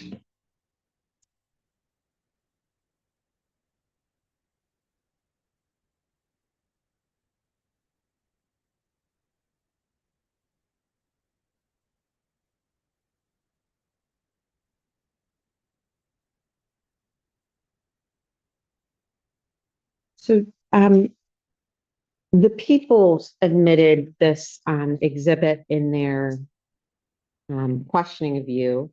And you're aware that the autopsy revealed multiple controlled substances, within the, blood of the decedent. Is that right? Yes, You're aware that active cocaine was found in his system, right? yes, And you're aware that, the benzoylecgonine, which is the metabolites, 3,600 milligrams or nanograms per milliliter were found yes, as well as another controlled substance, ecgonine methyl ester. Is that right? yes. You have no external evidence about exactly what the decedent was doing in the moments leading up to the car accident, right? Other than the statements from the witnesses, no. Um, Your Honor, I have no other questions at this time. Let me redirect. No, Your Honor. All right. You're agreeing with step back. Your Honor, the people have no further witnesses and would rest at this time. Any witnesses for the defense? No, Your Honor. Defense rests. Your Honor, people have moved for bind over on the information specifically on counts 1 and 2. Briefly, I think count 2 is going to be the less contested matter. I think certainly by a probable cause standard, people have shown the defendant was involved in a crash on I-94, that he failed to stop and render any assistance or to report that crash to law enforcement, and that he knew or should have known he was involved in a crash, and that crash resulted in the death of, well, Mr. Mullen. I know defense has said that they think this is a proximate cause issue, specifically as it relates, I believe, to count 1. I think count 1 is actually more of a mens rea issue as it goes to the degree of defendant's driving, whether it was reckless or careless. But I think there's 4 key factors that make this reckless and not simply careless. And those key factors are the defendant's admission to consuming alcohol, the defendant's admission as to the speed he was going, the amount of time it had been since the defendant last slept, and the possibility that the defendant was on his phone. As it relates to alcohol, the court heard testimony the defendant admitted to having consumed alcohol earlier in that day. I believe he said a few, and then it was clarified to be 3 beers at a Tigers game. Certainly 3 beers is something that someone could handle with the defendant. I would again note is under the age of 21 and should not have been consuming any alcohol that day. As it relates to the defendant's speed, his testimony was that he was going 90 miles an hour. That's, as the court knows, well above the posted speed limit on the highway, about 20 miles per hour over. The ambulance, the HVA witness was able to hear screeching of the tires as the defendant tried to brake, but then apparently swerved off the lane of travel over the shoulder and onto the passenger side of the HVA vehicle, which was itself parked in the right-hand lane. So he went off the road as he swung out and lost control of his vehicle and hit the decedent here. The defendant also admitted being awake since 4 in the morning the previous day. This crash occurred at approximately 2 to 2:30. The following night, which by my math would be about 22 hours that the defendant had been awake. While the court did not hear testimony as to specifics of how lack of sleep can affect an individual's driving, I think the court knows and is plenty aware that sleep is incredibly important to being able to maintain concentration, be able to maintain a safe driving posture or mental posture. And the defendant nevertheless got behind the wheel and failed to do so, even though he knew that he was probably sleep deprived at that point. Finally, the court heard testimony that the defendant may have been on his cell phone. He did not admit to being on his cell phone. I'm a little concerned that he was unable to say he was not on his cell phone. And he said, well, he may have been on his cell phone.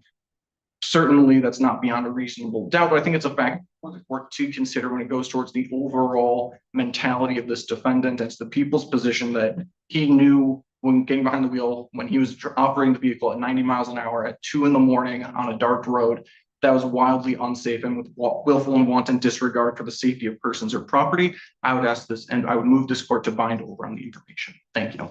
Respond. Yes, the people have not met even the low threshold, to show that, Mr. Folk, was driving more than simply careless. The test, I want to make a correction that, the people indicated defense testimony. There is no defendant's testimony. He is alleged to have made statements to officers that we are disputing the exact precise nature of those statements. They are contested. So understanding that the court is obligated to consider the evidence in the light most favorable to the people. But I just think that's an important correction, that these are not. Where is that? I have to do what? You're saying I have to view this in the light most favorable to. I'm sorry, maybe I was saying, I was trying to say, even if the court is viewing this in the light most favorable to the people, there's no sworn testimony. The prosecutor indicated defense testimony, and there's no testimony here. It's statements that he made to an officer. Of course, I'm disputing the credibility of those statements. That is the evidence that the people are relying on. There's no external objective indication of what the speed was, exactly what was happening. Speculation is not enough. Case law is very clear that speculation as to whether he may have been on his phone or he may have done that is not enough to withstand their burden. 3 beers at a Tigers game at 6 p.m. does not indicate what the people are assuming. Well, the court will take judicial notice that the Tiger game started at 7:15, so it's not 6 p.m. But go ahead. Well, I had thought that he indicated he drank the beers before the game begun. But again, that is one of the issues in this case. They're using his interview as the basis of all of the evidence against him, is his interview with police, which obviously we have a lot of issues. What do you mean by that? His statements that he was driving and that he was consuming alcohol and that he may or may not have been on his phone at the time. That these are pieces of evidence that the people just cited in their argument for bind over. And we contest that they are legally sufficient to bind this case over on the charge of reckless driving causing death.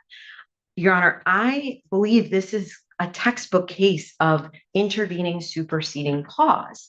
When you have an unexpected pedestrian who it's undisputed that pedestrian, the ambulance driver, who was the sole eyewitness that testified for the people, indicated he was acting erratically. She indicated that she locked the doors because he was, and I highlighted her statements today, but she indicated he was, scroll down to where I wrote down her statements, that he was,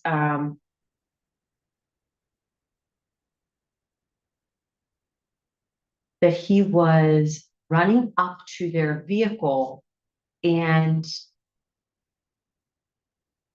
he was on the shoulder running towards us, holding something in his hand. She locked the doors to the car. I mean, that is significant that they didn't think this was a person who they were trying to reach out to give medical. They actually locked the doors.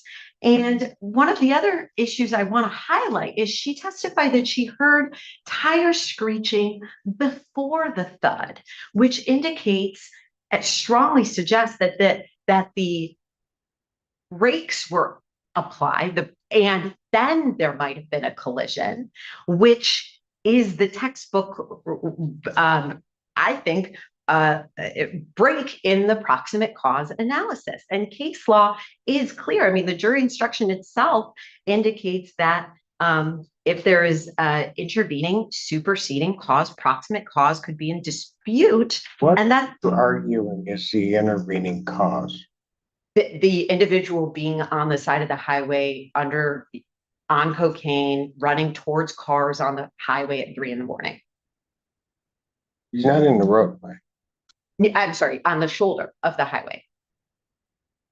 And so that's the intervening cause. Yes. Okay.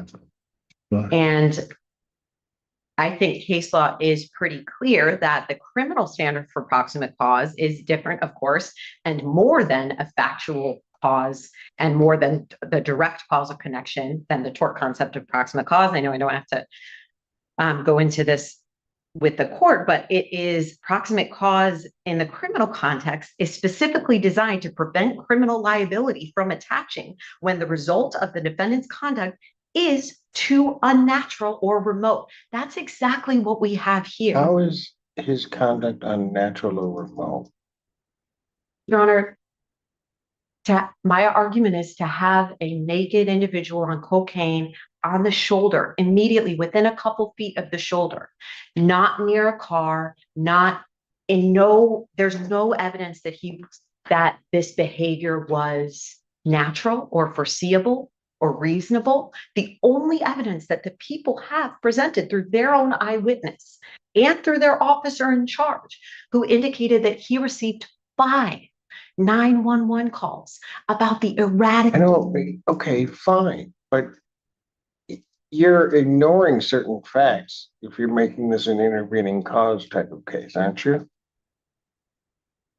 Your Honor, that is one of my arguments against Feinhofer, is that the people have to meet at every element, and there's no proximate cause here. They have not met that element. Even if they meet all of the other elements, even if this court is convinced that there is evidence of a factual cause, that there's evidence that Mr. Folk was driving the vehicle in question, which of course, we would argue against, but even everything else, I don't believe that there is any evidence of proximate cause. And so I don't believe the court can bind this case. When you're saying that there isn't any evidence of proximate cause, There's not enough evidence, excuse me, legally sufficient. what do I do with the lights on the ambulance? With your argument?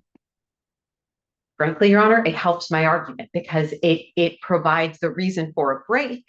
And so that is A break in what? the vehicle braking, which is what led to the accident.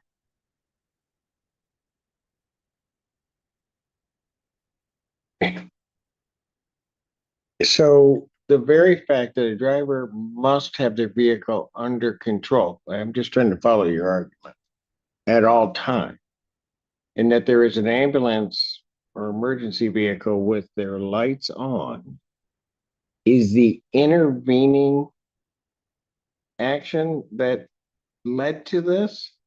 No, Your Honor, the pedestrians, that's the intervening. The ambulance lights that's not, just to clarify.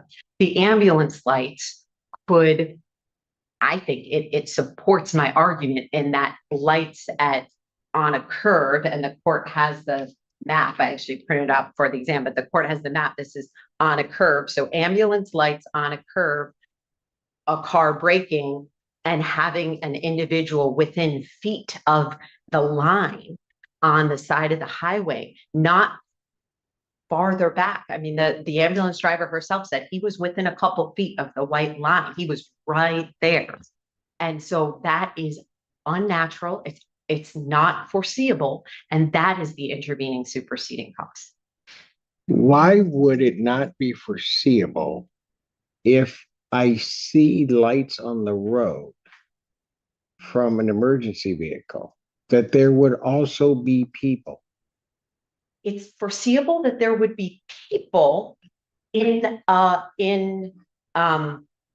manner consistent with rendering aid, but I buy your argument. Well, right, but if I buy your argument, which really isn't making much sense to me, but if I buy your argument, that means every time an emergency responder stops on the side of the road, activates their lights, a driver potentially could hit, say, a police officer or first responder of any type, but it's not foreseeable. You're arguing that it's not foreseeable that there would be a person out there. can I clarify? my argument is the behavior, and this is exactly why I was trying to get into the details of the erratic behavior. Police officers, ambulance, they behave rationally. They are lifesavers. They don't run across. Walk on the side of the road all the time and respond. Your Honor, the issue here is we don't have any. You've argued foreseeability. I'm trying to grasp that notion of foreseeability. If I'm driving down the road and I see emergency lights from an emergency vehicle, it is foreseeable that there will be people. People, sure, but not necessarily people who are on cocaine behaving erratically. I mean, I don't know what they're doing. But it isn't. You're saying it's not foreseeable that there would be a person there. That's really what you're arguing, regardless of what their behavior may be, because they're still off the roadway. Your Honor, to the extent that was not my intention to be my argument. My argument is in this specific case, given that there is evidence, there's undisputed evidence that the individual was acting erratically on cocaine. Counsel, how do you make the specific argument that it's not foreseeable, but only limited to the facts of a particular case? Because that is counter to the notion of foreseeability. Your Honor, the issue here is we don't know what the actions were. If it was a police officer or if it was someone who was there, they would be able to say, this is what the person was doing. We don't have that here. And I was trying to get into some of the 911 calls. Yes, we do. We have the testimony of the view of the emergency responder. So obviously the court is, is more aware than I of what she said, but she did testify that she said, he's charging at us. He could be a danger to himself, others. He was running with something in his hand. But then he's running away at some point. Right. And then the vehicle hits it.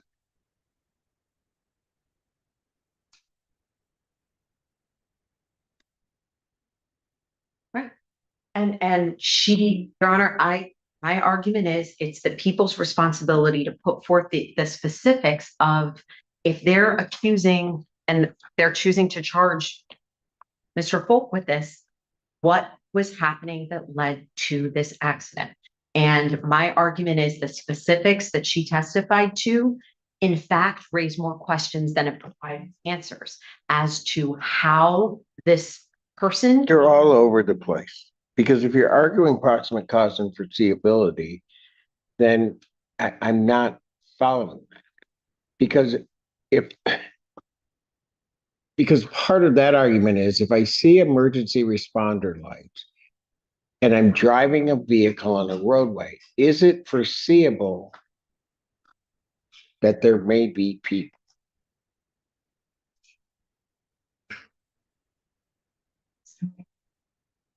You're obviously arguing that it's not.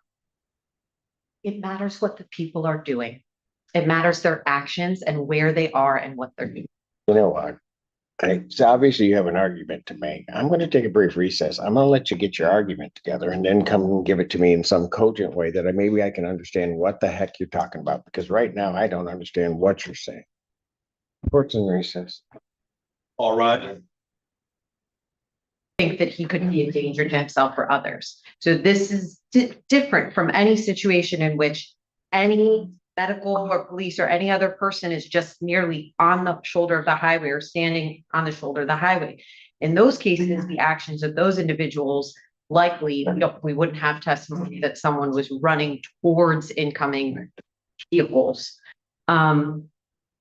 And I just also want to highlight that she and the officer specifically referenced safety protocols and procedures in place to entail safety when there is an ambulance on the side of the highway. So we heard specifically testimony which involves preventing cars from traveling in the lanes nearby, restricting travel on the highway for this reason. So That would be my argument, Your Honor.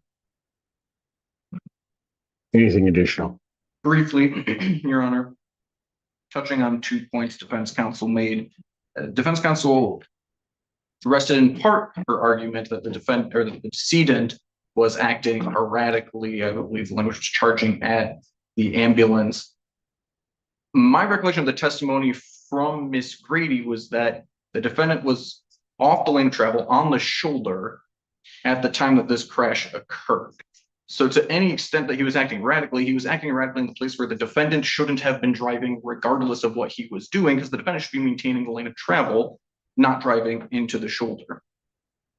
Defense counsel also, I believe, made an argument before we took the recess that there's no evidence other than the defendant's statement to Sergeant Bowden about how fast the vehicle was going. And while certainly there was no mathematical calculation put before the court, I believe the testimony was that the decedent was found, I believe it was about 10 yards off the road, which then had several more feet from the fog line to the end of the pavement.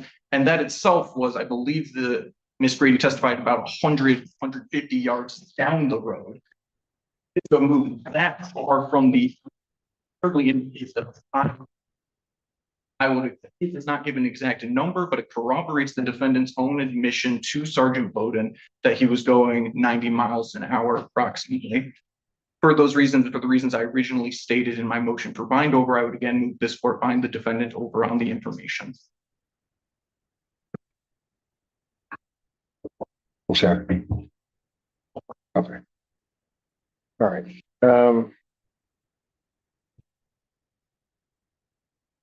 Let me just say at the beginning that I think that maybe the decedent's family back there, and I've been watching the defendant ever since sitting on the bench. The cases that the defense of what might be negligent homicide, but they're always difficult because a lot of times in cases you have good people, you have bad people. But in these cases, you can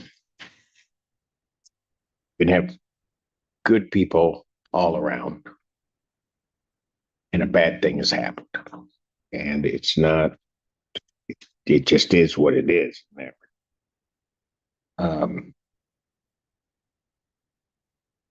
With reference to the arguments in this case, let me just say, I think, given the testimony in this case with reference to count 2, the failure to stop at an accident scene where there was a death involved, that being count 2, that the people have indeed sustained their burden on count 2.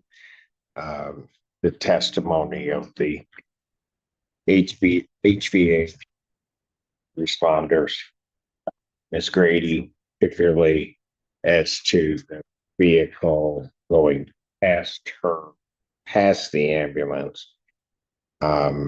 At that point, then staying there approximately 30 seconds and then taking off, I think substantiates that charge. With regard to the charge of reckless driving causing death, I think certainly that there are factual issues involved as to what the defendant's vehicle was doing at the time. I think the location is important. I think that the people, as it relates to that charge, have also sustained their burden. The court, and I want to make it very clear,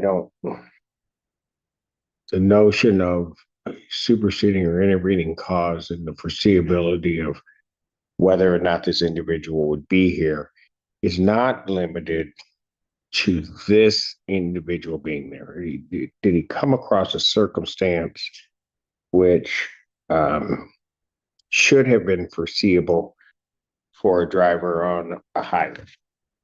Take all of that as to a determination of foreseeability and causation. One has to remember that The ambulance is there. I had specifically asked Miss Grady whether the lights were fully activated. The lights are fully activated. That is consistent with the statement that the defendant gave Trooper, for whatever reason, he assessed the lights, at least according to what he told the trooper, as being on the other side of the road.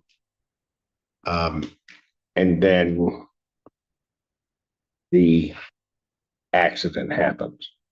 I'm here to make a probable cause determination as to whether or not the defendant, there's probable cause to believe that he was driving recklessly, and that in driving recklessly, that caused a death. The concept of a reckless driving is driving with a willful or wanton disregard for the safety of persons and property. I think that when you have an emergency vehicle, you're traveling, but a defendant's admission, he was doing 90, which would be 20 miles per hour over. It's even more so in terms of an excessive speed where there is an emergency responder's vehicle, because one is required to slow to a point that didn't happen. I think there is certainly enough to believe that the defendant was driving recklessly, particularly since his vehicle struck the decedent and then had enough force and momentum that he could not control that vehicle, and it continued past the ambulance that was there to ultimately try to deal with the individual on the side of the road.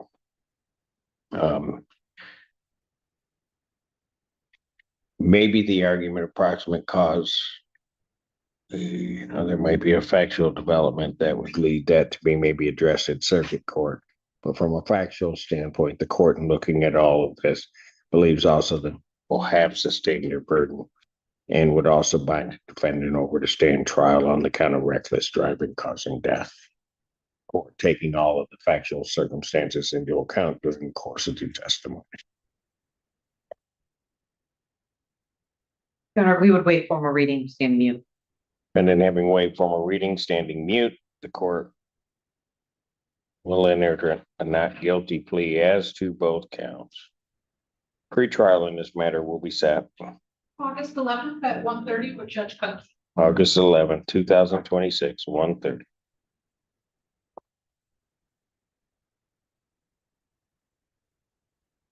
Anything as to bond? Nothing from the people, Your Honor. No, Your Honor, thank you. Bond will continue. When appropriate, may I approach to sign the information? Yes, sir. Mr. Bellinger, can I see you in back, please? Yes, Your Honor. A routine ambulance response turned into a devastating highway tragedy when paramedics encountered a pedestrian on I-94 in the early morning hours. In this preliminary examination, the courtroom focuses on far more than the collision itself. A veteran paramedic recounts the terrifying moments leading up to the impact, describing how she watched events unfold through the ambulance mirrors before immediately switching into life-saving mode. Meanwhile, investigators testify about statements allegedly made by the defendant during a voluntary interview, leading to intense courtroom arguments over credibility, memory, investigative procedures, and conflicting explanations. The prosecution seeks to establish a clear sequence of decisions made after the crash, while the defense challenges witness recollections, visibility conditions, and investigative shortcomings. This video breaks down the courtroom dynamics, witness psychology, legal strategy, and the crucial testimony that may shape the outcome of the case. Subscribe for more real courtroom analysis, legal breakdowns, and true crime examinations from epic verdicts.